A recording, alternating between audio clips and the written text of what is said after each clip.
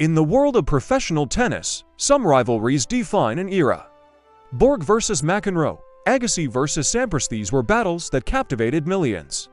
But what if I told you that the greatest rivalry wasn't between two players, but three? Welcome to the untold story of tennis's golden era, a period dominated by Roger Federer, Rafael Nadal, and Novak Djokovic. This isn't just a story about tennis, it's a saga of three titans who pushed each other to unimaginable heights, rewriting the history books and the very definition of greatness. It all started with one man, Roger Federer. In the early 2000s, he emerged as a force of nature. With his effortless grace, a sublime one-handed backhand, and an all-court game that seemed to have no weaknesses, Federer was more than just a player, he was an artist. He danced on the court, making the brutally physical sport of tennis look like a ballet. He quickly rose to number one, winning Grand Slam after Grand Slam. Commentators weren't just asking if he was the best of his generation.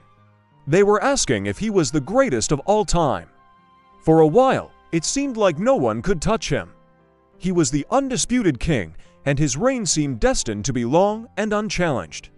But then, from the sun-drenched island of Mallorca, a new challenger appeared. A teenager with biceps of steel, boundless energy, and a ferocious forehand that looped high with unprecedented topspin.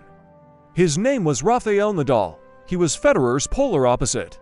Where Federer was elegant and precise, Nadal was raw power and relentless fight. A left-hander, his game was a tactical nightmare for the right-handed Federer. Their rivalry was born on the clay courts of Roland Garros, Nadal's kingdom. Year after year, he denied Federer the one Grand Slam that eluded him. But their battles weren't confined to the dirt. They fought epic wars on grass and hard courts too, culminating in what many still call the greatest match ever played, the 2008 Wimbledon final. In the gathering dusk, after rain delays and 5 breathtaking sets, Nadal dethroned the king on his favorite surface. The duopoly was established. The world was captivated by fire and ice, the artist versus the warrior. Each match was a chapter in an epic novel, their contrasting styles creating a perfect storm of sporting drama. They forced each other to evolve. Federer had to become more aggressive, Nadal had to improve his all-court game. They were making each other better, pushing the boundaries of what was possible in tennis. Just when we thought the story couldn't get any more compelling, a third protagonist entered the scene. Novak Djokovic, a young man from war-torn Serbia, had been hovering in the background for years. He was talented, a master of defense with a brilliant two-handed backhand, but he often struggled with his fitness and consistency in the biggest moments. He was the joker of the tour, a talented player, but seemingly not on the same level as the two legends. But in 2011, something changed. Djokovic transformed. He adopted a gluten-free diet, sharpened his mental fortitude, and turned his body into a machine. The result was one of the most dominant seasons in tennis history. He didn't just join the rivalry, he crashed the party and blew the doors wide open. Suddenly, it wasn't a duopoly anymore, it was the big three. Djokovic brought a new dimension to the game. He was the ultimate chameleon, able to match Federer's aggression and Nadal's defense. His return of serve is arguably the greatest the sport has ever seen, turning other players' biggest weapons into liabilities. He had an answer for everything. His rivalry with Nadal produced the longest Grand Slam final in history, a nearly 6-hour war of attrition at the 2012 Australian Open that left both men physically shattered. His battles with Federer were chess matches of the highest order, often decided by a handful of crucial points in nail-biting tiebreaks. Djokovic forced Federer and Nadal to dig even deeper, to reinvent themselves yet again in their 30s, an age when most players are retiring.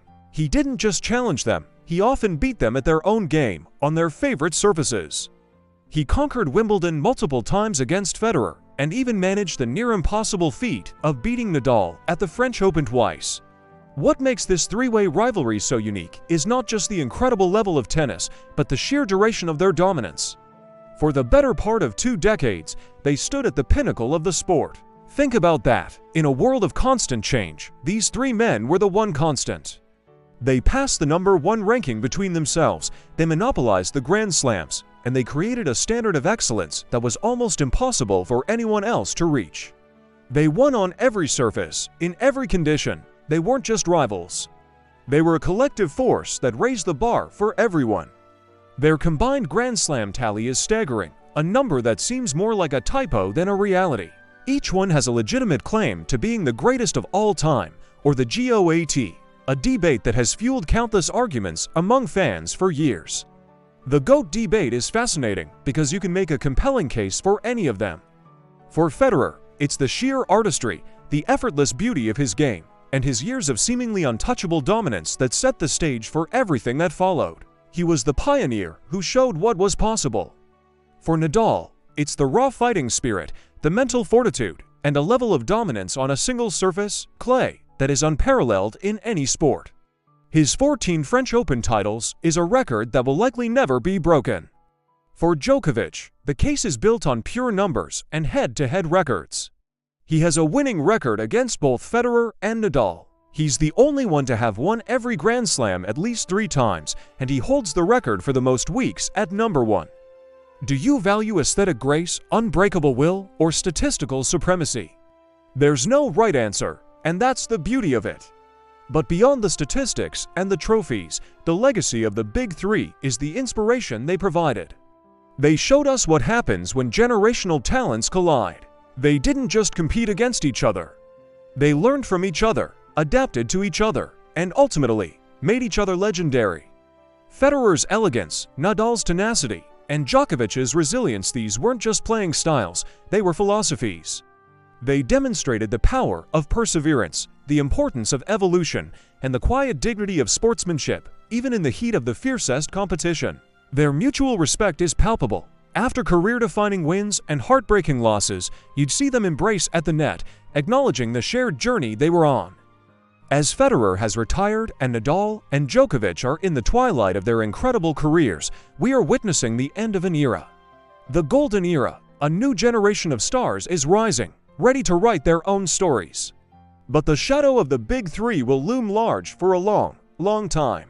We were incredibly lucky to witness this perfect storm of talent, ambition, and rivalry. It was a sporting saga that may never be replicated. The Untold story isn't just about who won the most titles. It's about how 3 men from 3 different countries, with 3 different styles, came together to create the most extraordinary period of excellence the world of sports has ever seen. Thanks for watching. If you enjoyed this look back at tennis's golden era, don't forget to like, subscribe, and hit that notification bell for more stories from the world of sports. See you next time.